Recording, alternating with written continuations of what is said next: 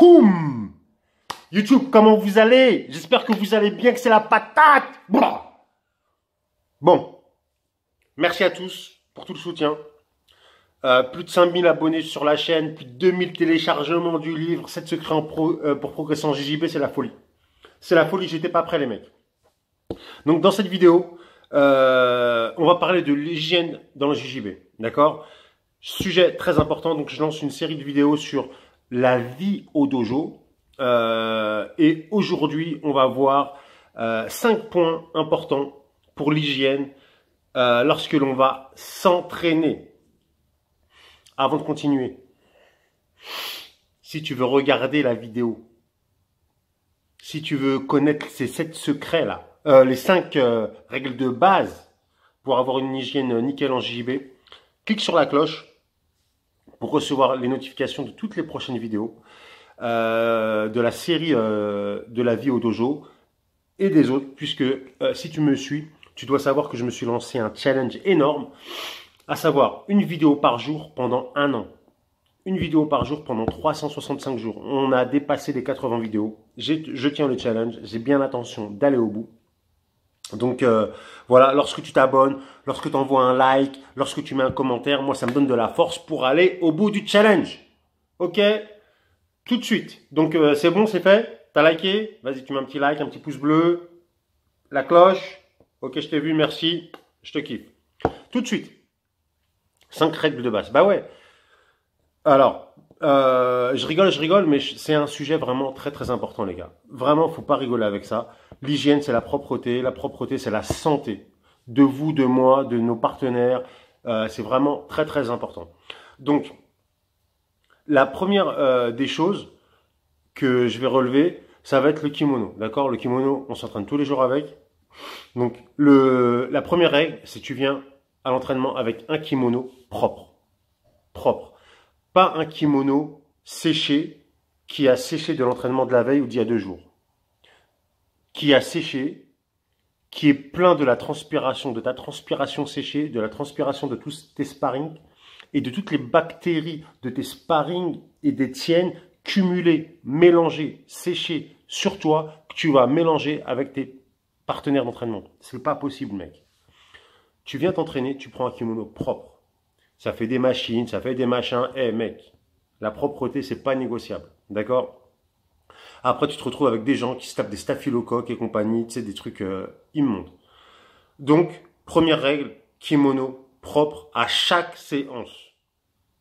Tu t'entraînes 3 fois par jour, et bah, tu as 3 kimonos propres. C'est normal, c'est la base. C'est un choix de vie que tu as fait. Ça, c'est pas négociable. Ok? Alors, j'ai pris des notes.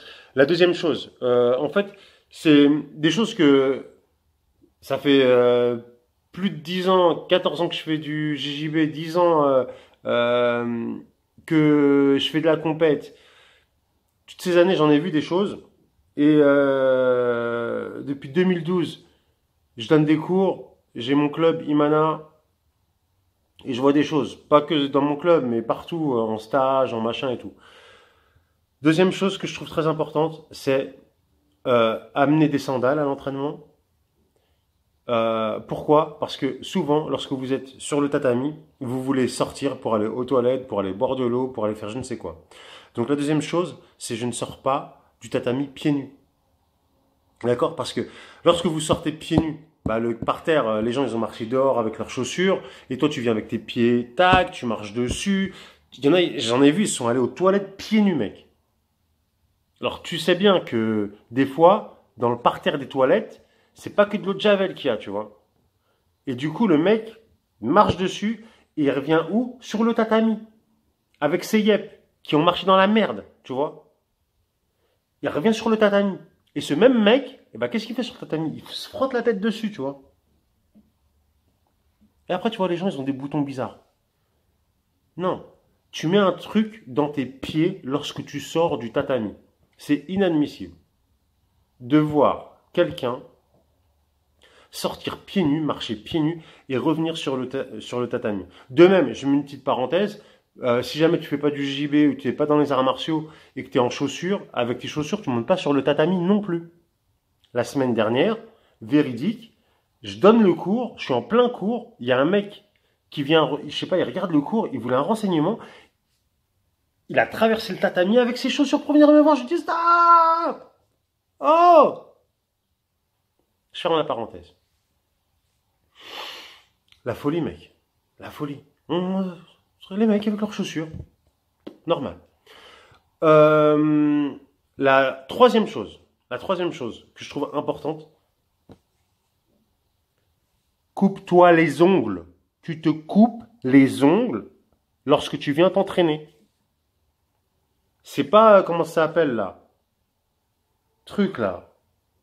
Le Marvel là, ou je sais pas quoi, ou le manga là. Wolverine là. Regarde ma main. Regarde. Tu vois?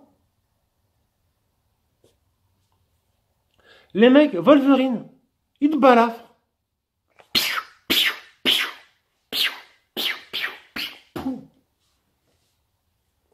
Coupe-toi les ongles. C'est dangereux pour toi. Si tu as les ongles longs, tu vas te retourner un ongle. Comment tu veux faire prendre un grip avec des ongles longs et en plus, tu blesses tes partenaires. Tu blesses tes partenaires. Petite anecdote, je l'ai appris à mes dépens parce qu'on fait tous les... Quand on démarre, si vous démarrez... Pardon. Si vous démarrez, c'est ok, c'est pas de votre faute, vous savez pas. Bon, même si avec un peu de bon sens, tu dois t'imaginer que... La première fois, j'étais ceinture blanche. J'ai tourné, la première fois que mon professeur, à l'époque, ceinture noire, m'appelle pour faire un sparring. C'était mes premières séances de JJB. Et je rêvais de tourner avec une ceinture noire. Et la première fois, il me dit, bah vas-y, viens tourner. Ça faisait des séances et des séances, je sais pas, ça faisait combien de temps, je rêvais de tourner avec lui. Et là, finalement, il m'appelle pour venir tourner avec lui. Je vais tourner avec lui. Tu pars en moins de 30 secondes, à un moment, je fais un mouvement. J'avais pas les ongles coupés et je lui ai mis dans l'œil, tu vois. Tac. Vraiment, alors je sais pas ce que je...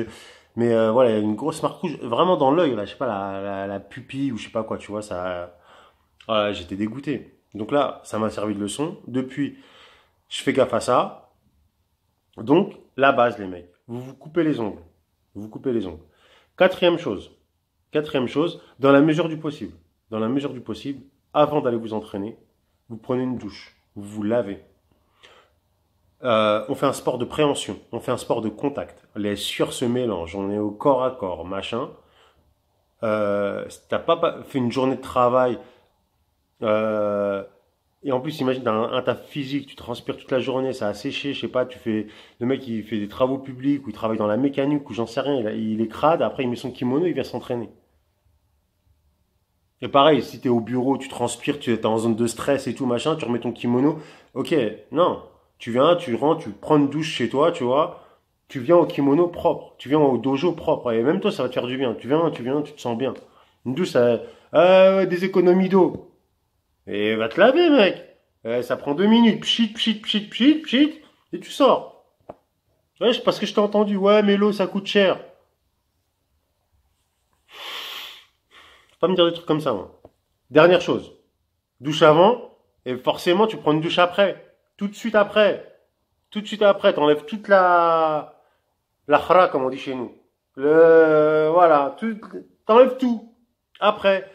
Et tu prends une serviette propre. Un gel douche ou un savon, et puis voilà. Et là, t'es refait. T'es arrivé propre, et tu repars propre. Parce qu'on a vu des cas de... Après, il y a aussi un autre aspect, et ça, c'est pas la faute des combattants, c'est les endroits dans lesquels on s'entraîne. Souvent, c'est des dojos municipaux, et le ménage, il est pas fait souvent, tu vois. Des fois, tu vois des grosses poussières sur le truc. Donc ça, c'est pas de la faute des combattants, c'est ok, mais... j'ai l'habitude de dire que chacun est responsable de soi-même, et chacun doit faire sa part. Donc, toi, ta part, je vais te résumer les 5 derniers points. Tu viens avec un kimono propre, des sandales pour pas sortir du tatami pieds nus. Tu te coupes les ongles. Dans la mesure du possible, tu prends une douche avant, et forcément, tu prends une douche juste après. Ok. Si tu as liké la vidéo, si tu as aimé la vidéo, si mes conseils semblent qu'ils peuvent être utiles. Si tu t'es senti visé, eh ben c'est bien fait pour toi. Non, je voulais pas te blesser. Non, si tu t'es senti visé, c'est qu'il y avait un truc, mec. C'est pas de ma faute à moi. Mais je t'en veux pas. Si tu sens que ça peut parler à certains de tes partenaires ou quoi, transmets-leur la vidéo. Cadeau. Tiens, j'ai une belle vidéo. Te sens pas visé. Check this out, man. Si t'es coach, entraîneur, balance la vidéo, ça peut rendre service. Parce que des fois, toi tu dis les choses, mais tu sais, je sais qu'en tant que prof, c'est un peu rébarbatif de tout le temps. Toi, tu me transfères le bébé, moi je leur dis. Ok? Like sur la vidéo, n'oublie pas de t'abonner à la chaîne YouTube, plus de 5000 abonnés. Je mets en lien le livre 7 secrets pour progresser en JB gratos. Et si toi aussi, lâche un petit commentaire. Raconte-moi tes petites expériences là, de mecs qui t'ont fait des trucs bizarres là. T'as des ongles, trucs, anecdotes. Moi, le mec qui est monté sur tatami, mets-moi en commentaire si t'as des anecdotes à peu près pareilles. Je réponds à tous les commentaires. Voilà. Merci d'avoir visionné la vidéo. Et on se rejoint sur les tatamis avec un kimono propre. Ouss!